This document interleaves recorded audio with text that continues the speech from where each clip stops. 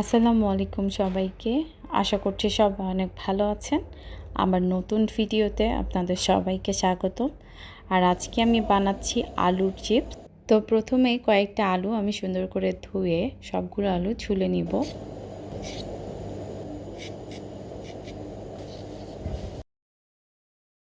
তো এক এক করে সবগুলো আলুই আমার ছোলা শেষ। এখন এটাকে আমি কেটে নিব। তো আমি এই সবজি কাটার দিয়ে কেটে নিব। এটা আমি একটা পেজ থেকে কিনেছিলাম। আর এই আলুটা কাটার জন্য আমি এই দাঁতটা ব্যবহার করছি। তো এটাকে আমি সেট করে এখন আলুটা কেটে নিব। আর আলুটা কাটার পর যেন কালো না হয়ে যায় এই জন্য এখানে আমি পানি দিয়ে নিয়েছি। আর আলুটা আমি একটু লম্বা চিপস করার জন্য আলুটাকে এইভাবে ধরেছি। তো আমি আজকে দুইভাবেই দেখাবো। আলুটাকে এভাবে ধরার কারণে চিপসগুলো লম্বা হয়েছে, আর আলুটাকে এভাবে ধরার কারণে চিপসগুলো একটু ছোট হয়েছে। তবে আমার কাছে ছোট চিপসটাই বেশি ভালো লেগেছে, মানে আমার করতে অনেক সহজ হয়েছে।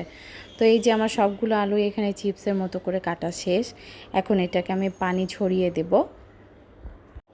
আলুটার গায়ে কোনো রকম পানি যাতে না থাকে এই জন্য আমি চালনিতে ঢেলে নিচ্ছি। আর তার কিছুক্ষণ পরেই আমি একটা তয়লা বিছিয়ে তার উপরে এক এক করে সবগুলো চিপসই দিয়ে দিয়েছি ফ্যানের বাতাসে শুকানোর জন্য। আমি প্রায় 10 মিনিটের মতো ফ্যানের বাতাসে শুকিয়ে টিস্যু দিয়ে আরও ভালো করে মুছে নিচ্ছি যাতে পানি না থাকে। টিস্যু দিয়ে আলুগুলো মোছার পর এখন আমি একটা প্যান চুলাতে বসিয়ে নিয়েছি। আর এখানে আমি জালটা একদমই কমিয়ে দিব। তো এখানে আমি পরিমিত তেল দিয়ে দিচ্ছি। আর তেলটা গরম হয়েছে কিনা এই জন্য একটা চিপস দিয়ে দেখলাম। হ্যাঁ, তেলটা আমার গরম হয়ে গিয়েছে, কারণ একটা চিপস দেওয়ার পর চিপসটা উপর দিকে উঠে আসছে, তার মানে তেলটা আমার হয়ে গিয়েছে। আর এই চিপসটা আমি খুব সময় নিয়ে ভাজবো যেন মচমচে হয়।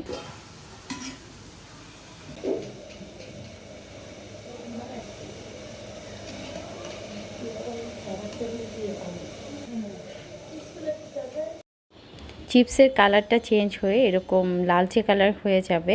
তো আমার চিপস ভাজা হয়ে গিয়েছে, এখন আমি এটাকে উঠিয়ে ফেলছি।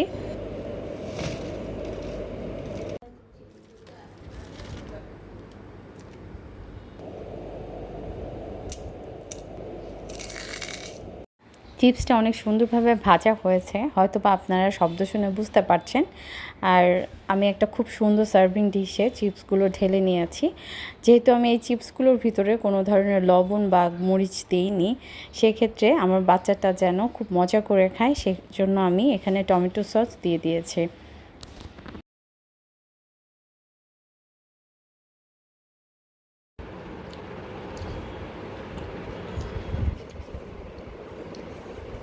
বিসমিল্লাহ বলো, বিসমিল্লাহ।